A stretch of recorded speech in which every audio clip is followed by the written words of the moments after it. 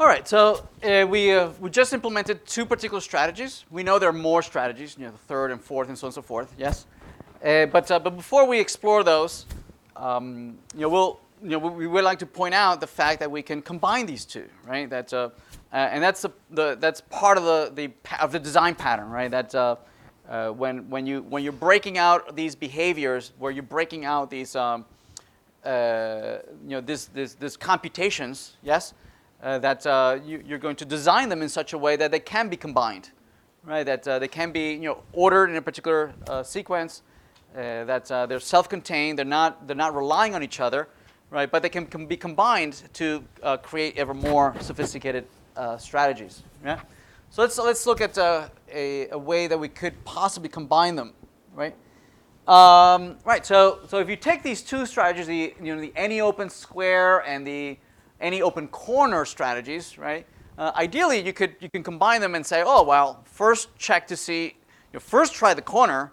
If the corner doesn't work, then fall back into a random corner. Yes, but I know that they work.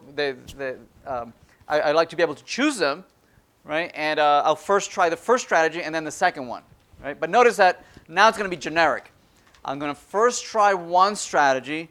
If that doesn't work, I'm going to try the second strategy. Whatever those strategies are, right? We're identifying the fact that one is better than the other, right? And that should be done in a particular sequence. Yes, right? And that's a generic part of the strategy, right? That there is a particular sequence that you should try first and then the other. They both take the same state. They both calculate the same coordinate. They both implement the same interface. They have the same functionality, the same function, implemented differently.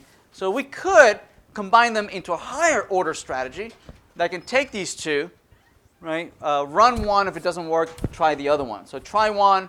If not, then try the other. Okay. So this might look as follows, right? Here's a try two. This is the try two strategy, right? That identifies it or accepts the fact that one strategy is better than the other, right? And you should be tried in a particular sequence. First I'm going to try this first one, right? And then the second one. So presumably we would have a constructor, right? The constructor, we would pass the two different strategies, the first and the second, right? And notice that it's implementing the same interface. See that? Right? It's implementing the same interface, and its implementation is that first we'll try one. If it returns null, it'll try the second one. If that one returns null, then I return null, and I'm done. Right? And what that return null is going to allow us to do is to use this try two again. Right? So we can combine the first two, and then the output of that can be combined with a third one. And the output of that can combine with a fourth one, and so on and so forth. Yes? And you will dynamically be able to combine them in any which way particular you want. You can put them in an array. You can create a map of strategies. Yes? You can randomly generate these strategies. As maybe like a search space, right? Maybe like an AI search space, which you don't know what the strategy is. Yes? And some neural network can or some genetic algorithm or whatever. Can randomly search what the space of multiple strategies might be and calculate what the best strategy is. I don't know what the best strategy is, right? I know these are the things that you could do, right? But I don't know I don't know which order I should make them. So I could create like a random search space of identifying which are the best strategies, right? Which is I remember reading about this genetic algorithm about genetic algorithms of coding quicksort, or just coding a sorting algorithm.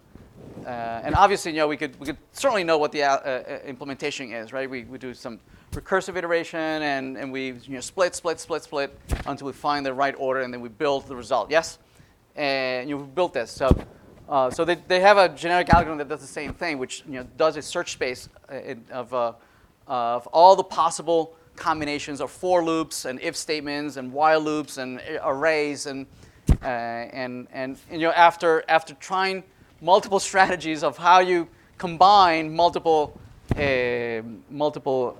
operations, Java operations, it comes out to be comes out to an algorithm on the other end that's randomly generated, that does just as good as quicksort, right? And it's kind of scary. We'll all be out of a job soon. So anyway, so we have this these two combinations, right, where we pass in the first and second, and this strategy is going to look at the answer for the first one. This dot first, choose, move, model, and player. If it's not null, meaning I found something, right? I found the result. I'll come back with that.